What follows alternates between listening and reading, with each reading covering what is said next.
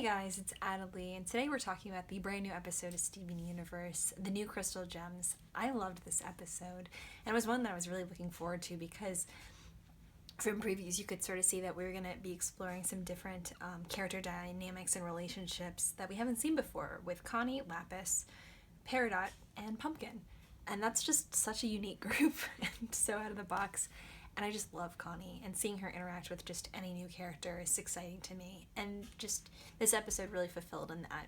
This one's coming off of a Steven bomb, which a lot of episodes, it seems like, following arcs similar to the Steven bomb that was presented the previous week, are sort of more lighthearted and not necessarily as heavy in terms of plot as they typically can be. So this one really fulfilled in that role, and I'm so grateful for that. I'm still absorbing a whole lot from that previous Steven bomb, so getting that little reprieve and a little bit of a breathing room off of it is so appreciated, and this episode just totally lived up to that. The new Crystal Gems was so much fun, not only just in seeing those new dynamics between Connie, Lapis, Peridot, and Pumpkin, but also in seeing them sort of explore the fandometrics, I don't even know what to call it.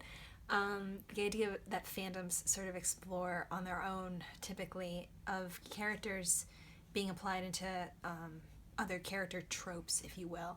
So the group trying to figure out who's the Garnet of the group or who's the Amethyst of the group is not just something that fandoms do, but also just fans in general typically do with their own fan groups. I don't know, I've done that with my friend groups. I don't know about you guys.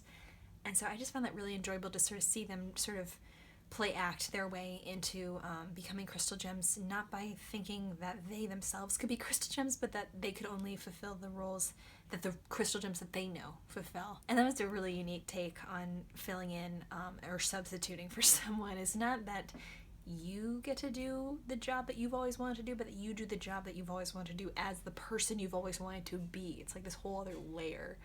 And I don't know, despite the conflict and the frustration that comes out of that, I found that just so much fun to watch, particularly how they would sort of change their physical mannerisms, like Lapis having messy hair like Amethyst, or Peridot and the others fighting over a pair of sunglasses in order to portray Garnet better. It was really, really neat.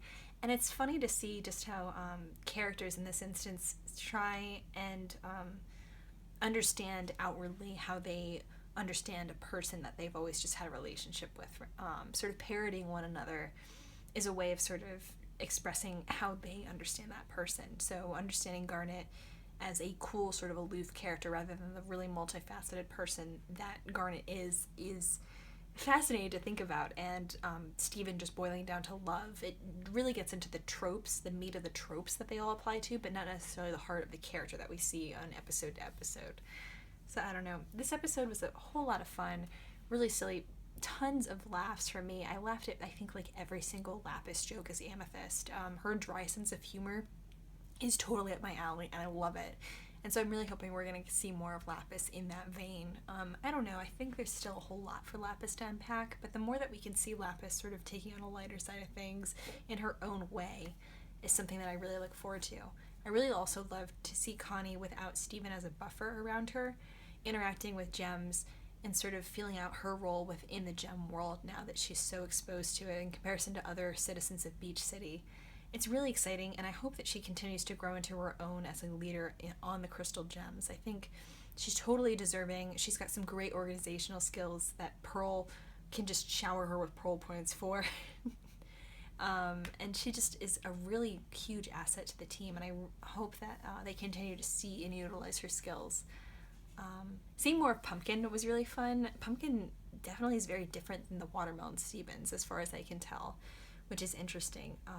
And I'm curious as to how Pumpkin will continue to evolve as a member of the group in some way.